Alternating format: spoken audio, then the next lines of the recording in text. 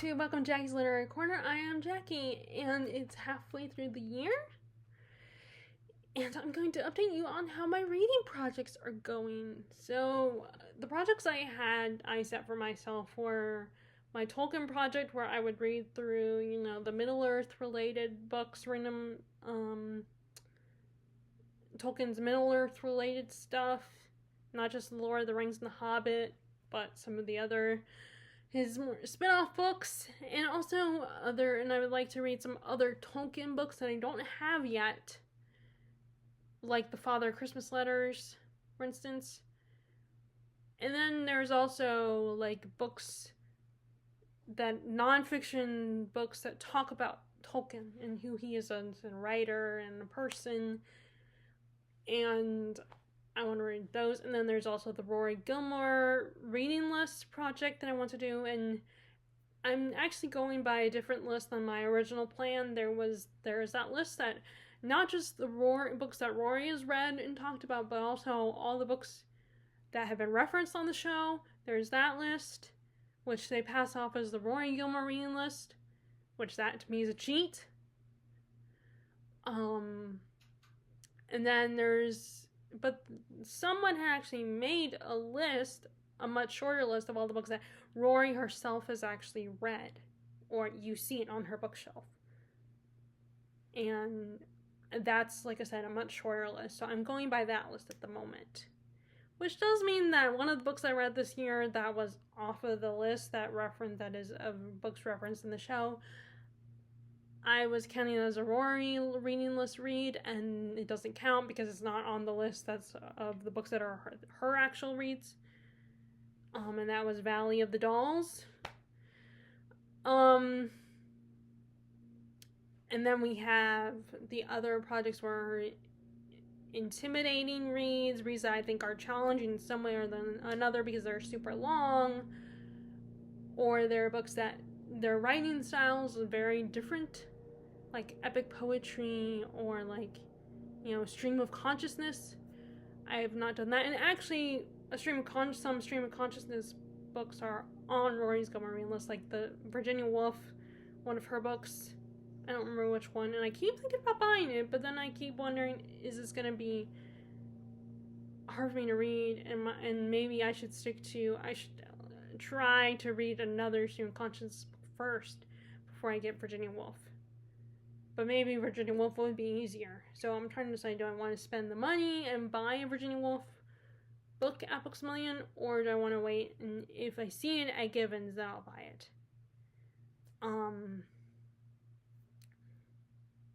And then, but the one I do have is The Swan's Way. That's on Rory Gilmore reading list, her actual reading list. And so I will talk about that one a little bit. And that applies to both intimidating reads because it's stream of consciousness, and I struggle with reading stream of consciousness because it's very confusing, and it's also on the Rory Gilmore reading list, the actual list. So there is that. So there's also my Stephen King project, because I wanted to start over with that because it got to the point where it felt like it was put on the back burner, and I wasn't reading Stephen King because most of his books are super long. He's very easy to read. It's just he writes a lot of longer books, 500 plus page books. So that's the only problem with Stephen King, is that his books are super long. So I wanted to start over with that. And then the last one is what was it? There was one more project. Oh, Asian literature. Reading more Asian literature, and with this emphasis on Filipino literature. And I'm doing really well on that one. That one I'm probably doing the best on. Or at least Filipino literature anyway. Not necessarily on, Asian literature. But I want to kind of focus on Filipino literature right now. And then I'm almost done with the ones that I have. I did start a reread of Touch Me Not.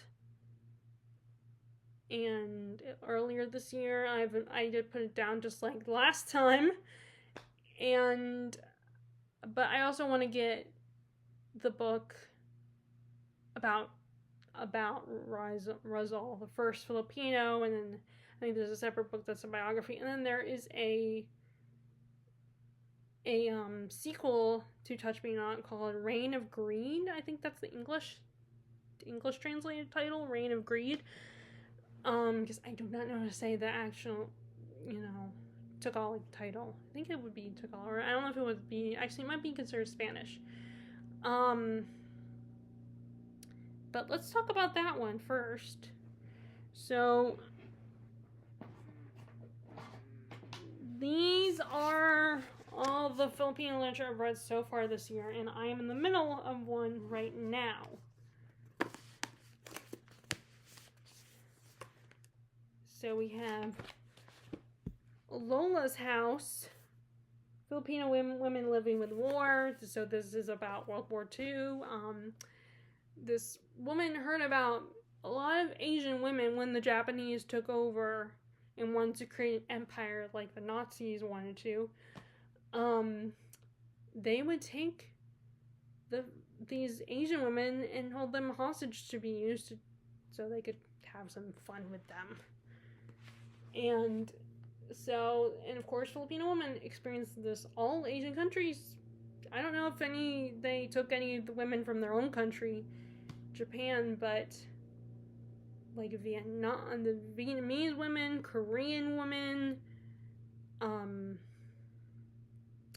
Chinese women, but this is focused on the Filipino women, and the author, M. Evelina Galang, she and a group of other young women, they went to the Philippines because they live in America, and they went to the Philippines and went to the home where some of these women hang out and stay, and it's called Lola, they're Lolas now, as in grandmothers, so they would spend time with them and hang out with them and let them get to know them, and then eventually, once these Lolas felt comfortable and they formed a bond, a friendship, Galang and her friends they wanted to do a documentary, and Galang wanted to write this book on these women.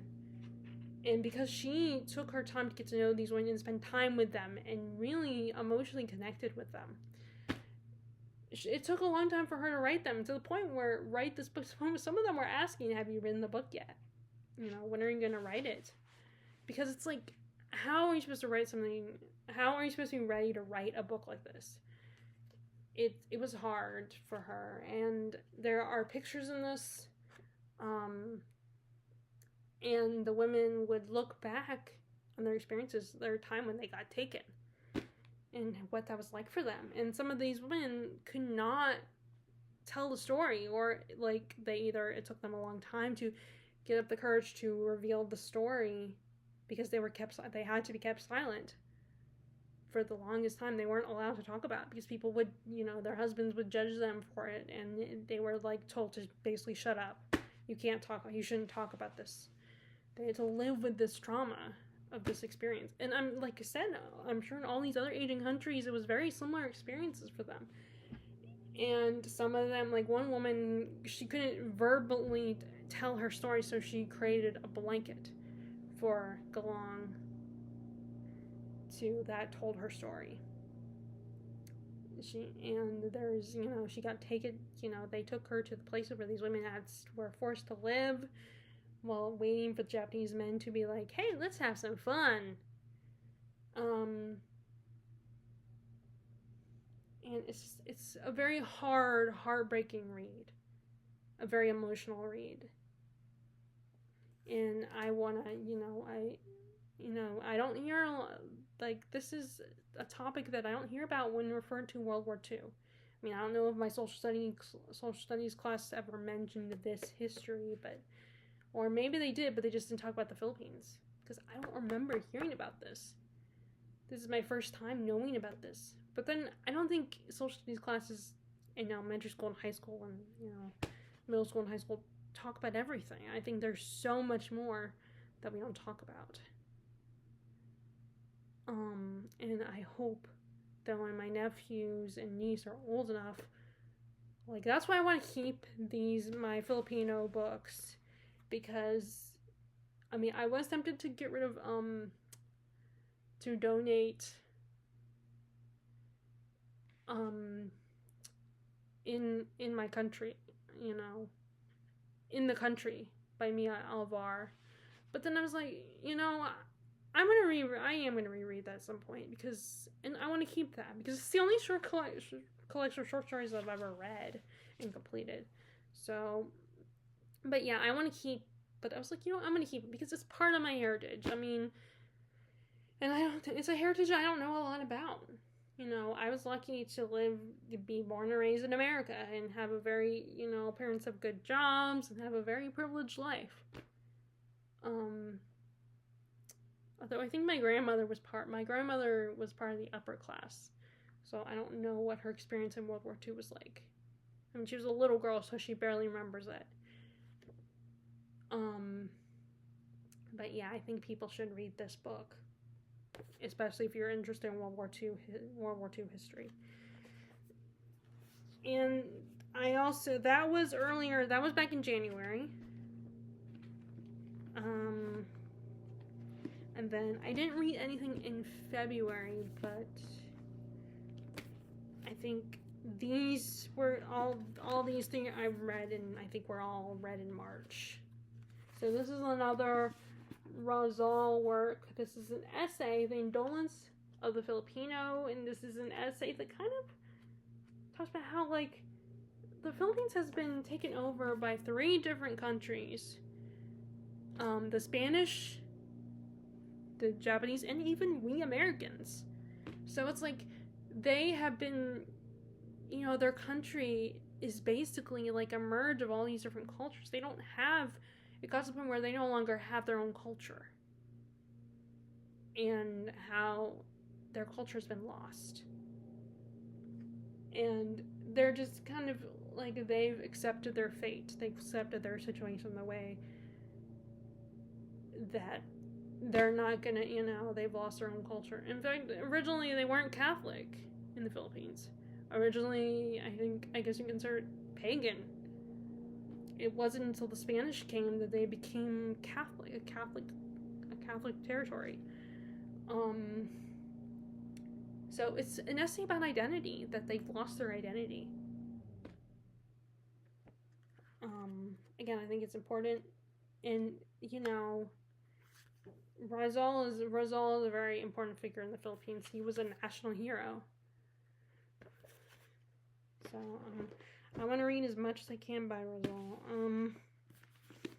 So this is from the series, the Rizalis series. I still don't know how to say it, but this is books 2 and 3 of that series. Tree and My Brother, My Executioner. The first one was, I cannot remember what the first. Let me see if it says in here with a list of the titles of the series.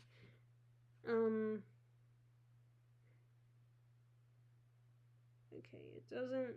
Oh, Dusk. Dusk is the first one. And then Tree and My Brother, My Executioner. Although I think these aren't in the right orders. I think Dusk comes first, and then Tree and My Brother, My Executioner. So I think Mass and The Pretenders are later, which I'll need to get the book with those in it.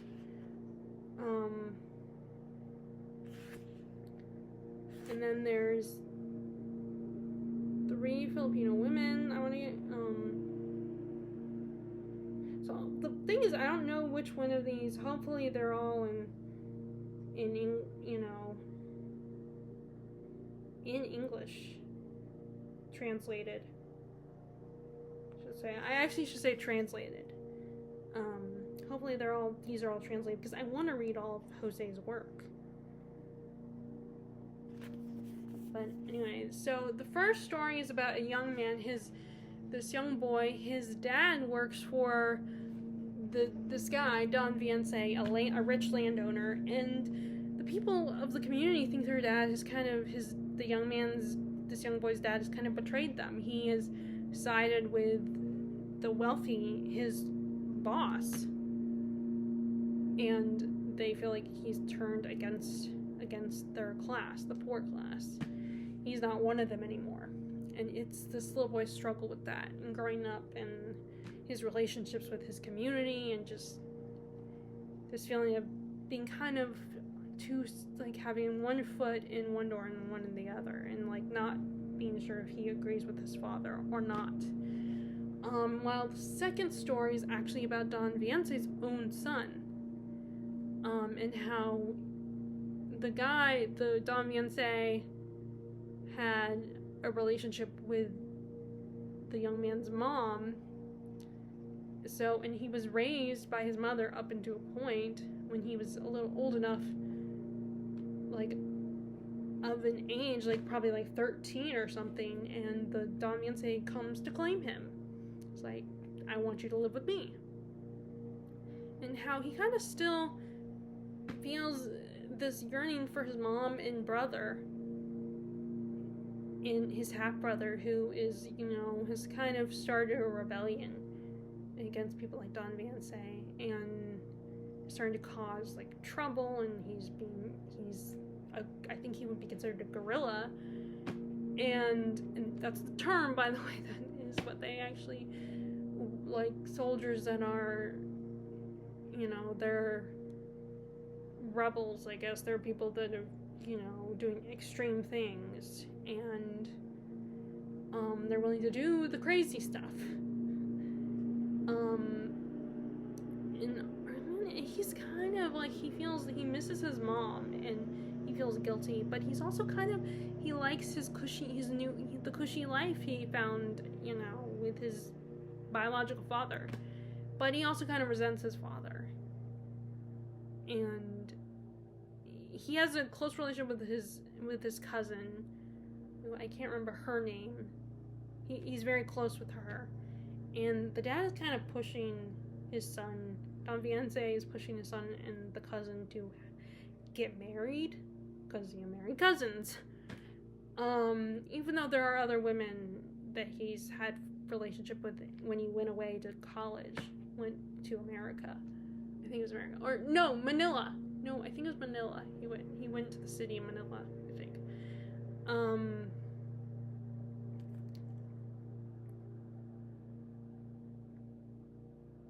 I don't remember. Okay. Oh. So.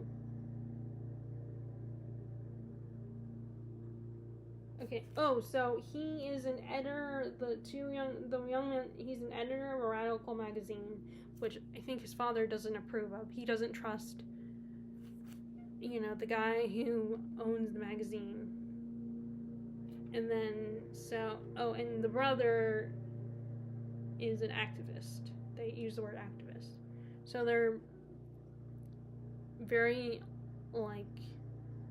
very different approaches to to the problems and conflicts of the Philippines. So I'm trying to think if he's in America, if he goes to America or not, if he goes to school in America or not. I can't remember. I want to say he does. He does go to America, and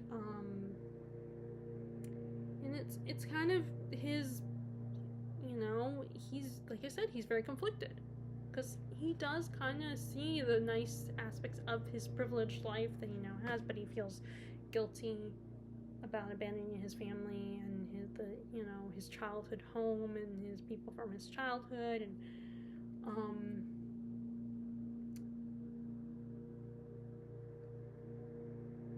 but yeah, this whole series I think focuses on this community, the community of Rosales, and the lives of the different people in this community.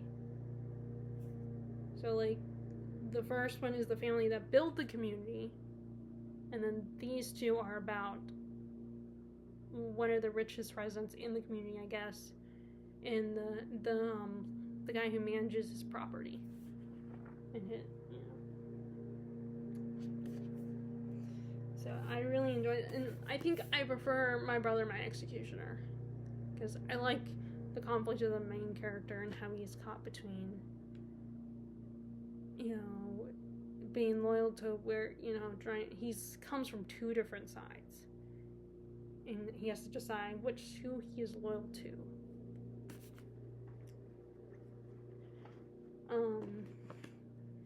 And then we have, so the last one that I finished, because I have not finished my current read, Filipino read, but that's a Monsoon Mansion. I read this in April. This is a memoir, so it's another nonfiction. So I've read two nonfictions, or well, three actually. Three nonfictions because the essay. This is a memoir, and I actually decided to follow the author of this because she is still, you know, on Instagram, because this is a more recent book. This is not an old one.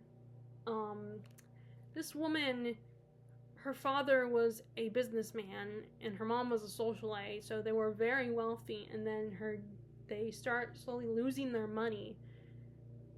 And her mom was not happy about that. She was, you know, very bitter and resentful, you know, kind of hated our narrator's father, Sanel's father, kind of, you know, was disgusted by him. And she kind of checks out of the marriage. And then he ends up leaving his two, Sanel and her brother. Her brother is considerably actually older than her, and he had a different family. He actually had a different mom. So they were half siblings, but they were very close to each other. They had a very strong bond. In fact, there's a story that she shares about how she almost drowned in the pool, and he had saved her life. He blamed himself because he was supposed to be watching her, if I remember correctly. And so she got almost drowned, and he saved her life. And since then, and after that incident, he felt very protective of her, and it brought them closer. Because of course, like any siblings, he was annoyed at first by his younger sister trying to follow him around. So then after the father leaves to go deal with his businesses in other parts, in other countries, I think Middle East, he did business with the Middle East a lot. The mom remarries a guy that had a rich man who had, I think he had been to America, but he was a Filipino, you know, and he was kind of an ass. He was not a great guy. And Sanel and her brother and their friends started their own little taxi business, which eventually, when they had told their mom in a vulnerable moment about it, because she was trying to be like, oh, I'm sorry I did this to you guys, because the stepdad was abusive, and she would break down and get upset, and she would, tell her kids, oh, I am sorry I did this to you guys, and they told her about it, and then she ends up betraying them and tells her new husband, and he takes over the business. I mean, I think, I think she probably did it out of, because she tried, was thinking she was doing them a favor by making sure that they went to school, because they weren't going to school, I think, because of it. And the stepdad took it over, and so they were going to school, and she was really struggling. Eventually, her brother left to go live with his mom, and she was really struggling, having to learn how to, at one point, her stepdad, he didn't pay the bills a lot of times, so they would have to shut off the water, and she would learn how to get water, and her one consolation was books. And it was her one comfort, when she would go to school, and she would, lie to her peers so that they wouldn't know that their family was still losing money, and her stepdad was not paying bills, and he was a jerk, he was an ass. And it's just, and eventually she does come to America and marries this young man from South Carolina. South Carolina marries this young man. So, and it's such another heartbreaking read, and the fact that this really happened And the way she writes it, it feels like fiction. You know, you're surprised, you forget that this really happened. This woman is a real person, that this is her real life. This is what really happened to her. And it's just, it reads like a fairy tale. And it's very sad. It's a very sad story. But it has it's happy. Because like I said, this woman, Sanelle Barnes, is now living in the US. Still has a bit of a complicated relationship with her mother, I'm guessing. You know, is married, has a daughter of her own, and has a good life.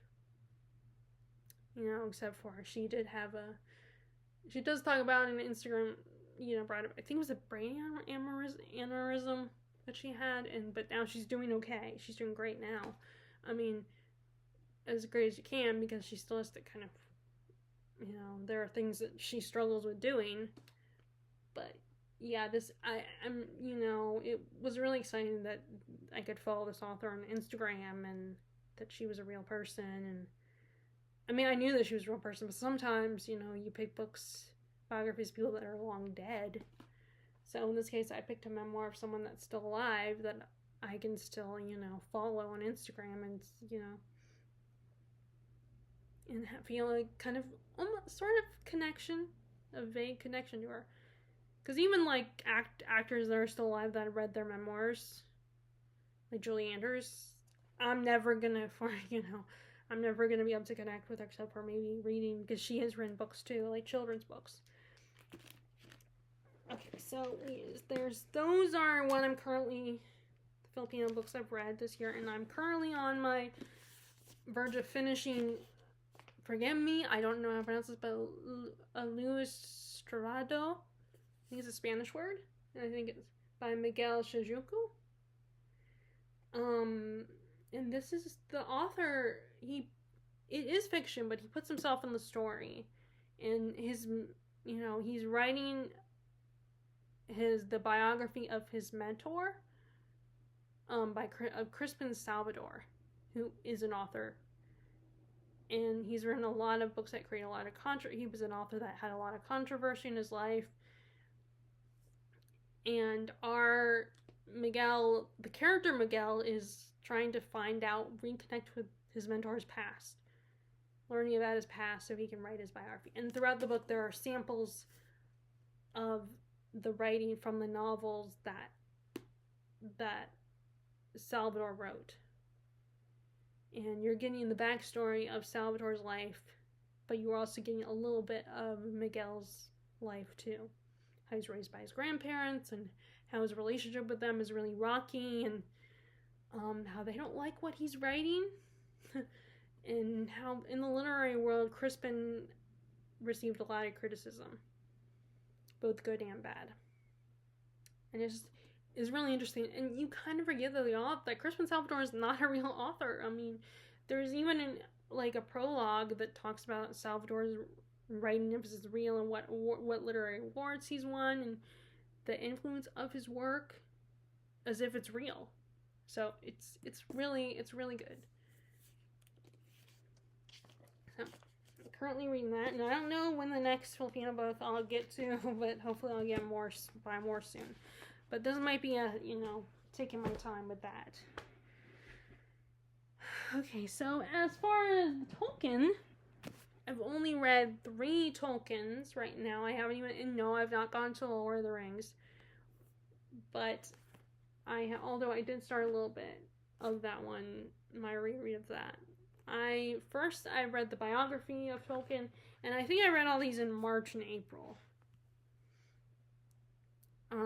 This is Humphrey Carpenter's biography on Tolkien. He's also the guy who edited the Tolkien letters, which I also have. I bought that, I think last year I bought that. I haven't picked that one up yet. I haven't started reading the letters yet, but this is a pretty good biography. I mean, for a guy who didn't like the idea of biographies, not Carpenter, but Tolkien. He did not like the idea of biographies. He felt like that's not a good way to learn about an author, connect with an author, but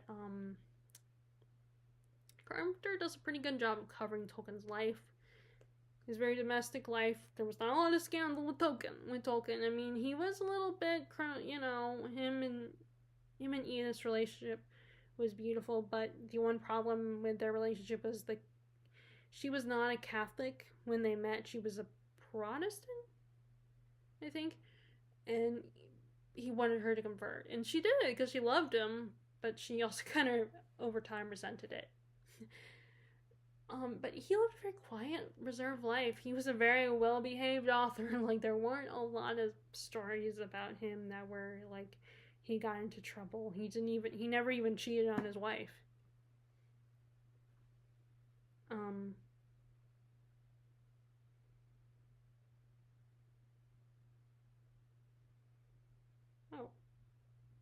Oh. Sorry, I just got distracted. Like, I wonder if an AirTag, so I don't know what that means. I don't know if maybe our dog Murphy's AirTag is connected to my phone now. But, yeah, it was a pretty good, and it felt really cozy to read this, actually. It felt very comforting.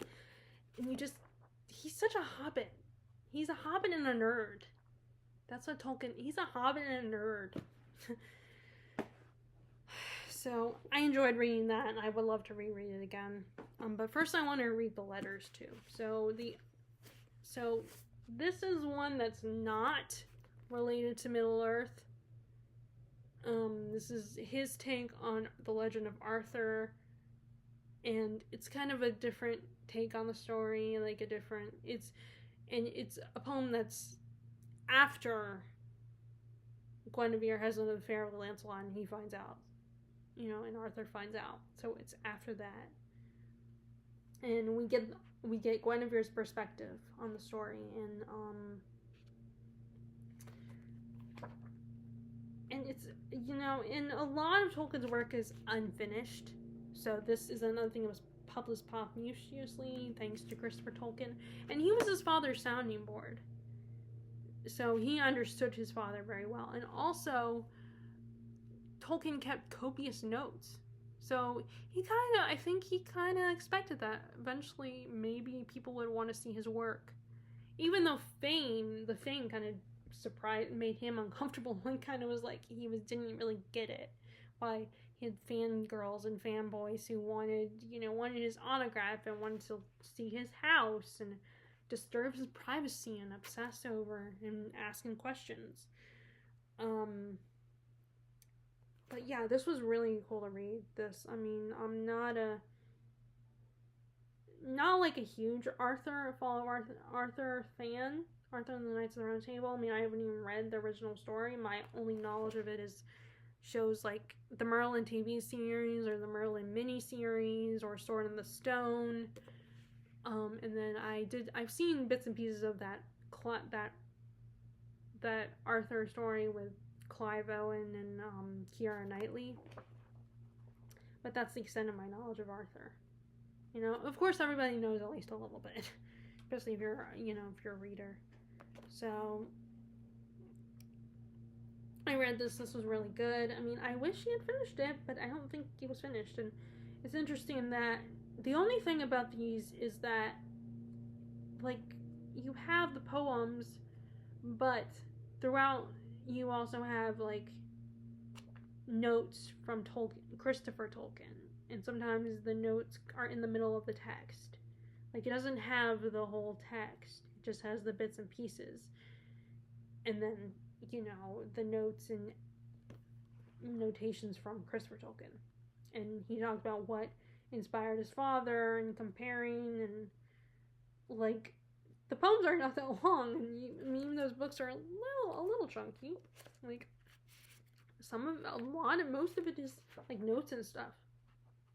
And, the Christopher explaining what probably inspired his father, what he got. And then the other one I've read is Beren and Luthien, which is his love story, that kind of the one that came before Arwen and Aragorn.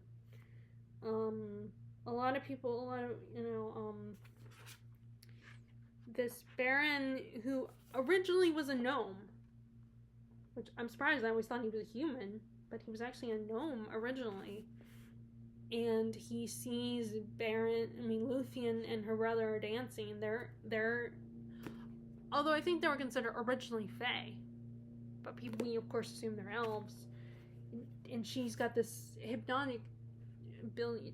She has these magical abilities with her dancing, and she has this beautiful cloak, and like that can blind you, I think, or something. And he sees her dancing, and it's love at first sight for him. But she's kind of scared because they've heard gnomes are not, or humans, they don't trust gnomes or humans or whatever you want to see Baron as, and he keeps, he won't let her go. He keeps following her and won't, he still keeps trying to catch a glimpse of her. And eventually she warms to him, and he,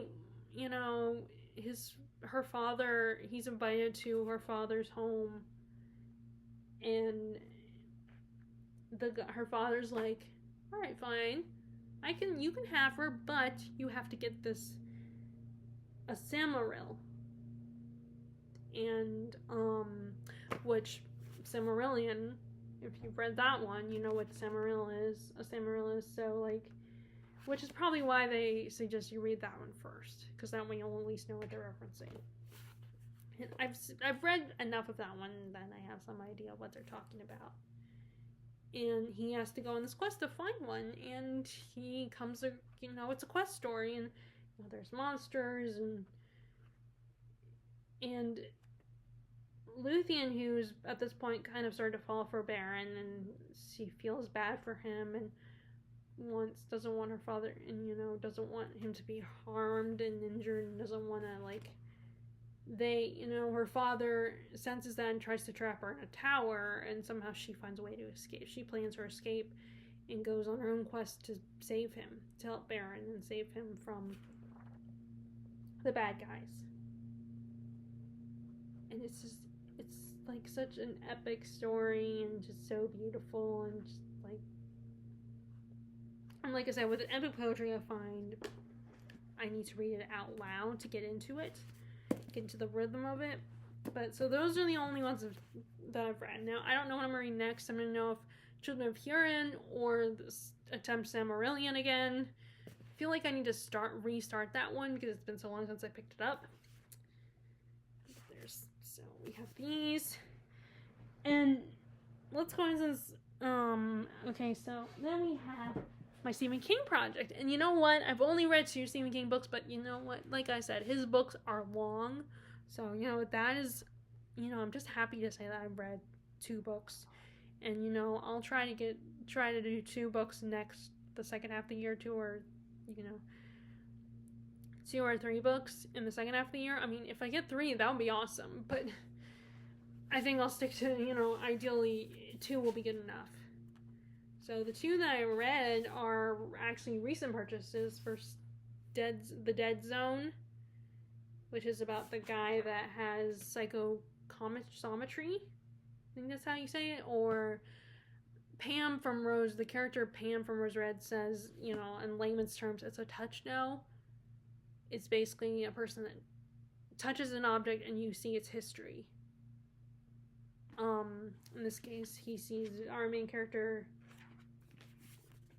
Johnny, sees visions and stuff like that after he gets into a car accident that puts him in a coma.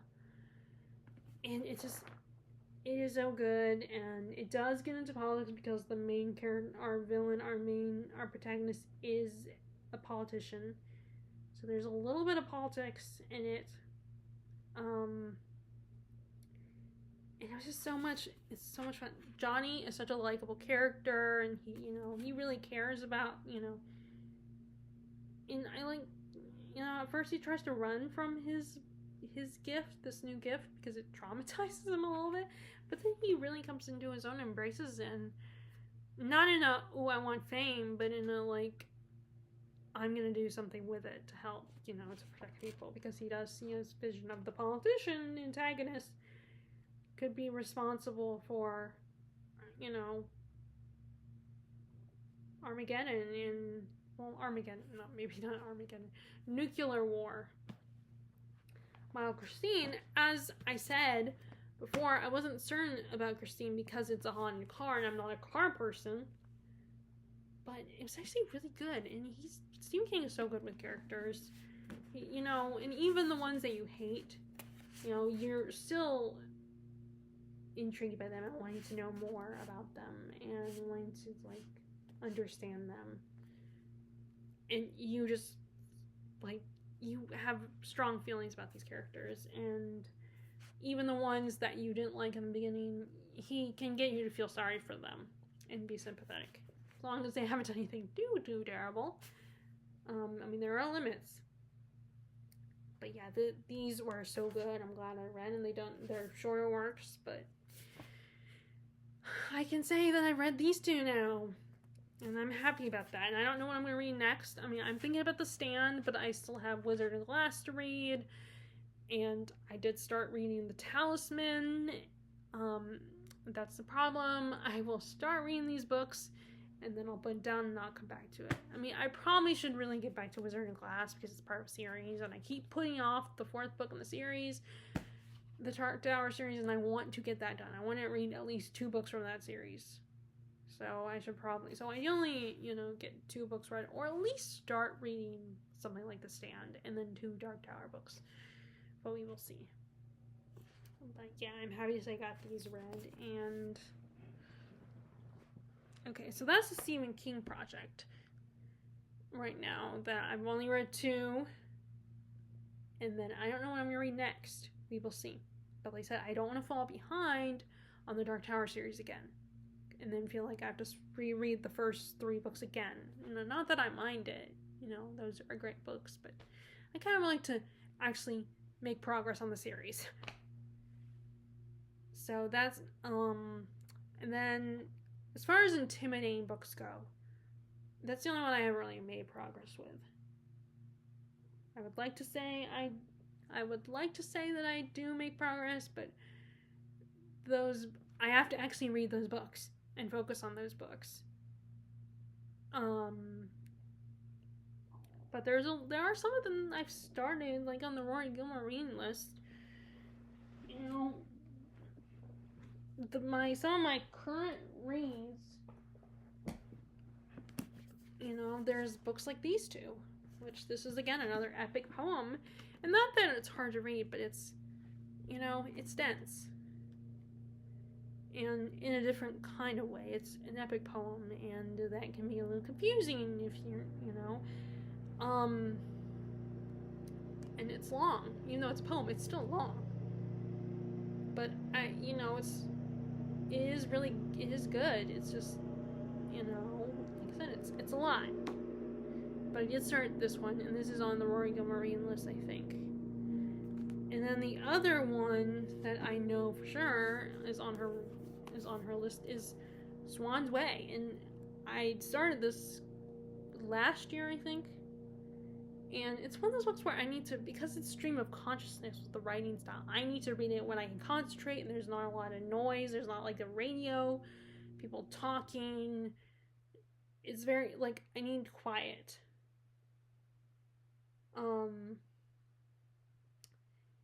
I do like this cover. I don't know, I think the design is really cool. This cogs design, and you have, it's translated by James Grieve. And once I started reading it, when it was quiet, it's actually not that hard. It's just, it's a little confusing, but it's not that hard. But it depends on when I'm reading it.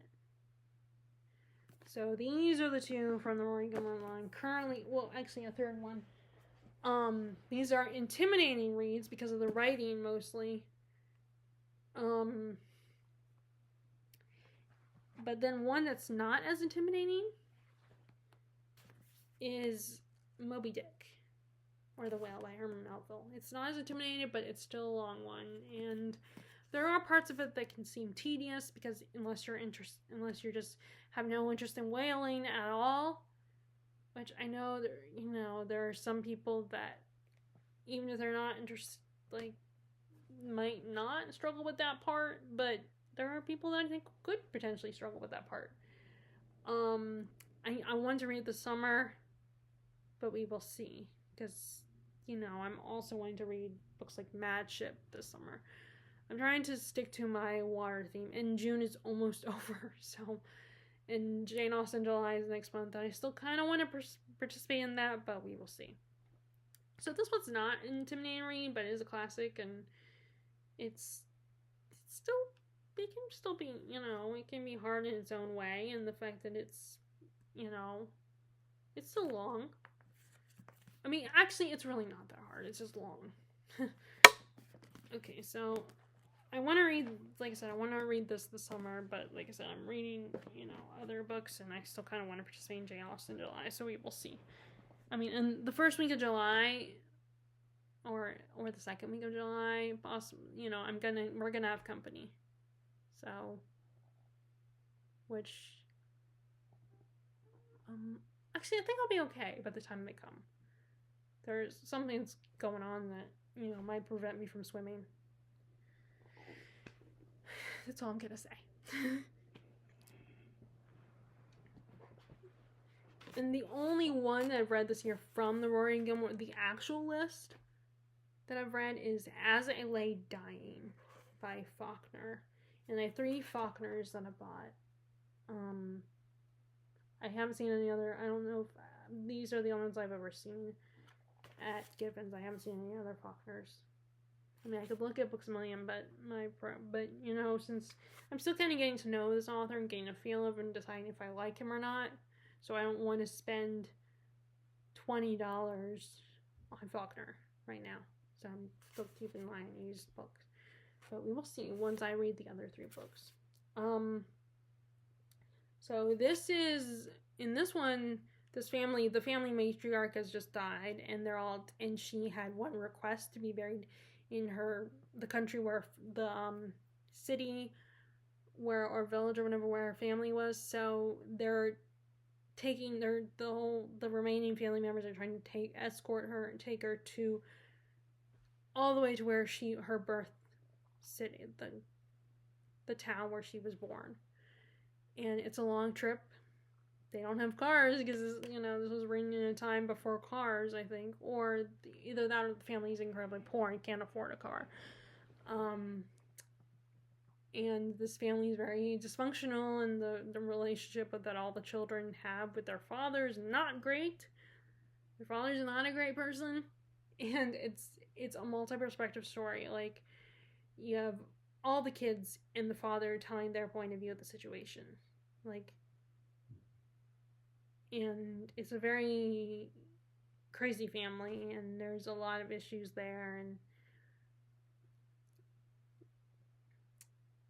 it was really interesting. Like, and if it was longer, then I don't know if I would have read it, but because it's shorter, I was able to get into it and read it. Like, and it's kind of a bittersweet story, and it is also funny. So we will see what the next.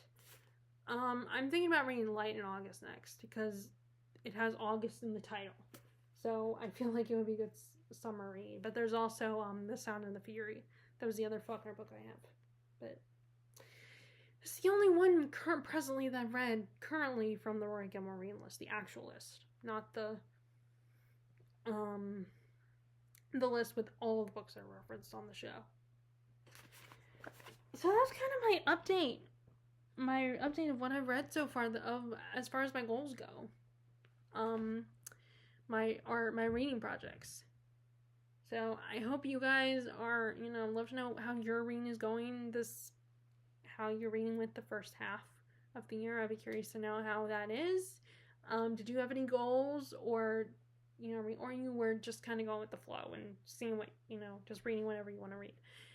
I'd be cool with that too, to hear you talk about that. Like, what has been your favorite books? I might do a favorites, because I might do a favorites of the first half of the year at the end of June going to July. We will see if I get a day off before family comes into town. I might do a favorites for the first half, or I might just wait until after they've left. I do have a day off tomorrow, but I kind of want to finish June out. Or, because I'm still reading Ulysses Strada. I'm still reading that one, so that I'm really enjoying. I don't know, that might be a favorite. I don't know, we will see.